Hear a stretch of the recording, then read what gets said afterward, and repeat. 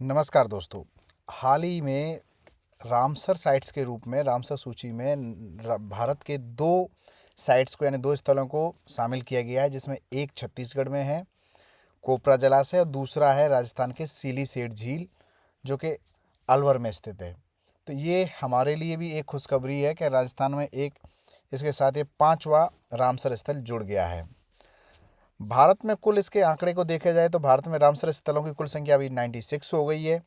सिलीसेठ का क्या महत्व है कि सिलीसेठ झील को भारत का 96वां रामसर स्थल घोषित किया गया है।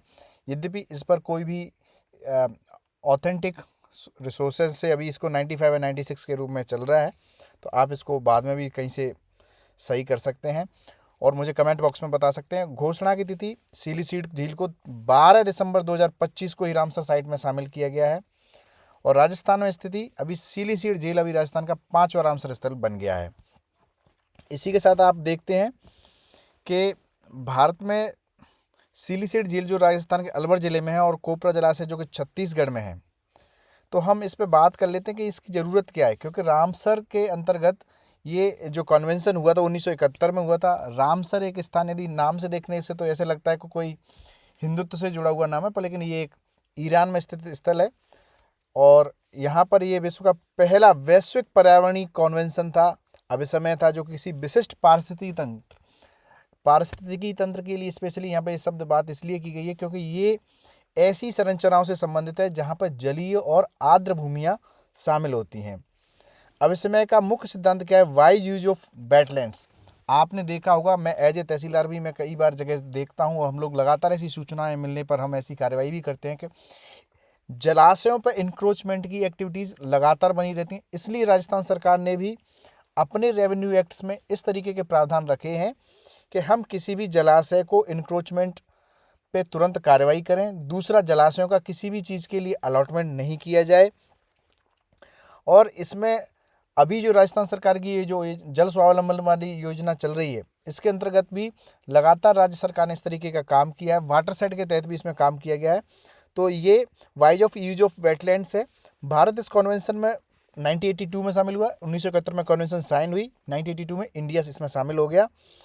इसके बाद बात आती है कि इसमें कौन कौन से किस प्रकार के स्थान होते हैं। इसमें एक मानव निर्मित हो या कृत्रिम झील हो या आर्द्र भूमि हो, इसमें सब चीज़ों को शामिल किया जा सकता है। इसी में से है स्थान और प्रकार के रूप में राजस्थान के अलवर ज़िले में स्थित ये जो झील है, ये मानव निर्मित भी है और कृत्रिम झील और आर्द्र भूमि की श्रेणी में रखी गई है। ये अलवर शहर से लगभग 8 मील दूर है। इसका निर्माण 1845 में अलवर के शासक महाराजा विनय सिंह द्वारा किया गया था। अलवर के शासक महाराजा विनय सिंह द्वारा किया गया था। किस नदी पर है? रूपारेल नदी पर है।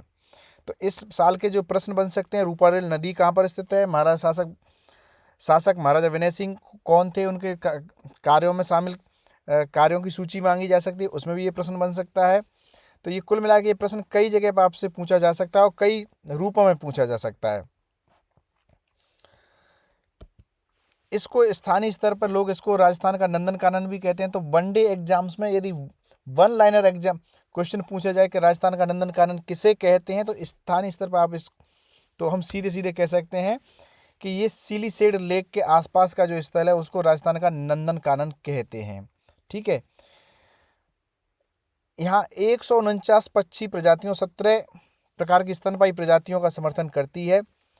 ठीक है। यहाँ पर लगभग खूब सारे स्तनपायी पक्षी पाए जाते हैं और साथ साथ स्तनपायी प्रजातियाँ पाई जाती हैं, और इसी के साथ साथ 149 पक्षी भी की प्रजाति भी पाई जाती है।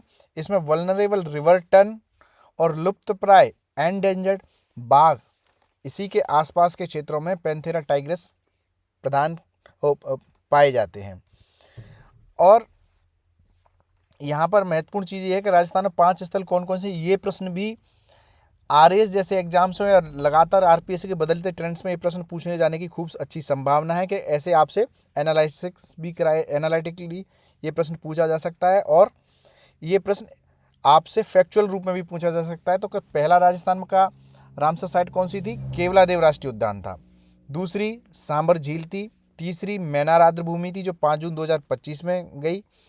खीचन फलौदी जो कि जोधपुर में स्थित है 5 जून 2025 को, ये दोनों एक साथ हुई, मैनार और खीचन। और अभी सिलीसेड 5वीं यानी 5 अंगुल के रूप में जुड़ गया है। 12 दिसंबर 2025 को सिलीसेड को भी भारत का रामसर स्थल घोषित कर दिया गया है। इस प्रकार दोस्तों आप इस फैक्ट्स को आरएएस के लिए भी, सब इंस्पेक्टर के लिए भी, सेकंड ग्रेड टीचर्स के लिए भी इस्तेमाल आसानी से कर सकते हैं। बहुत बहुत धन्यवाद आप लोगों का, आपने मुझे सुना। इसी के साथ आपका नमस्कार।